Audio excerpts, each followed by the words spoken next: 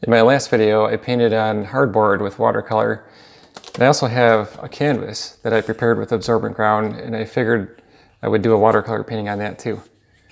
I have an image of the waterfront here in Buffalo, New York with the skyline in the background, and I did a quick sketch with pencil just to have a basic composition roughed out. You can watch me apply the absorbent ground to this canvas in one of my previous videos. I'll link to it in the description. So I mixed up some colors here.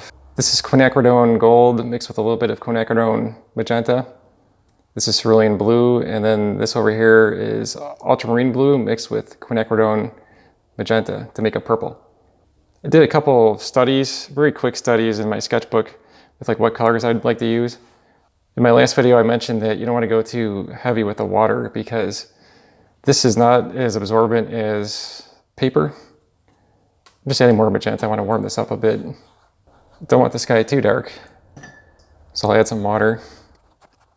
I like to use a harder pencil, like a 6H pencil for watercolor because it doesn't lift as much as like a 6B, which is really soft. That will make your colors gray out when you brush over them.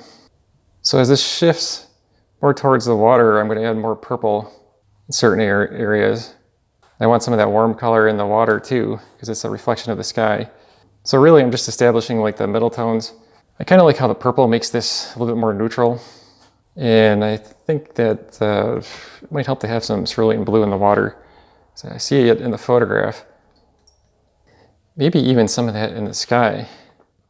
Would that work? Try some of the purple. I think the sky might be a little too heavy right now. It's hard to tell until you put all the dark shadows shapes in there that's when you'll find out if you went too dark or too light on your sky. That's the neat thing about painting on canvas with watercolors. You can see how I can just pretty easily lighten this up. Now I see that dripping over here. That might be a little distracting. Maybe have it a little bit more magenta towards the horizon. It's not too bad. Then I could bring some of that down to these areas too. Don't like that drip right there. I feel like that could go darker. It's still pretty light, so I'll just keep adding some color to it. I'm thinking about the landscape here. Maybe I'll go to a smaller brush. It's slightly green in those areas, but it still has that golden hour look to it where the colors are warmer. So that's phthalo green, and then this is quinacridone gold.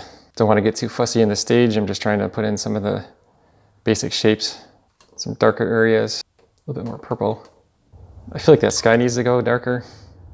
I want to maintain that lightness near the horizon, like there's more, like it's brighter there. So I'm trying to lift a little bit of that. That's one tip is if you want to soak up water, you just dry your brush off. And that makes it attract the, see how that pulls that up? I think I might dry this. The first wash is dry, so I can now start working on some of the midtones, and I think I'm going to put in the shapes of these buildings and then work on some of the stuff here.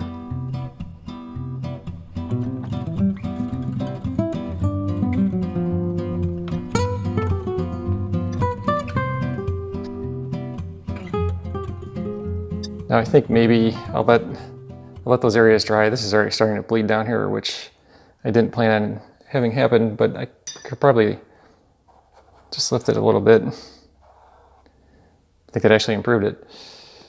Now I think I'll work on just some of the basic shapes for these boats. Even though those boats are white, that's not really pure white. And that's because this is the side that we see is in shadow, so it's going to be on the cool side. Boats are just a jumble of shapes. I don't want to get too involved in painting every single detail. It helps to stand back and get a better view of the whole painting and compare it to your source image. There's a temptation to dry it so I can paint over it, but I think it might actually help to paint into it while it's wet, so some of the colors will spread around. So I leave out a lot of the details when I'm drawing with the pencil and I put them in with the paintbrush. I usually use the drawing just to try and get the placement of all the shapes right. Well, I should say the basic shapes, not the details.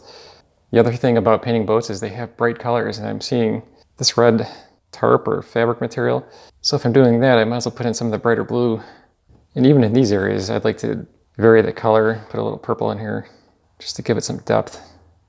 I'm just thinking about tying these different areas together and getting rid of all the pure white areas of the canvas. The next step is to put in these warm areas of color on the buildings where the sunlight is hitting it, maybe here on the overpass. And then after that, I'll put in the dark areas, the shadow areas of the trees and on the boats, and paint in some of the details. And that should be about it. For those warm highlights, I think the Indian yellow will probably work pretty well. Maybe a touch of magenta in there just to warm it up slightly. So the front of this building here, it's a nice golden color. The sides of some of these buildings too, like in the background, have sunlight on them, so I could just add a little bit of that color there too. This is burnt sienna mixed with ultramarine blue. Makes a pretty good shadow color. Sometimes I throw in some magenta in there. So I want to paint in some of the details. I'm just drawing in the basic shapes of the boats, putting some line work in there. I think it pulls a lot of the image together when you do that. I think some of these boats have to go even darker in some areas. One thing you can do is soften up edges, and you can just wet an area.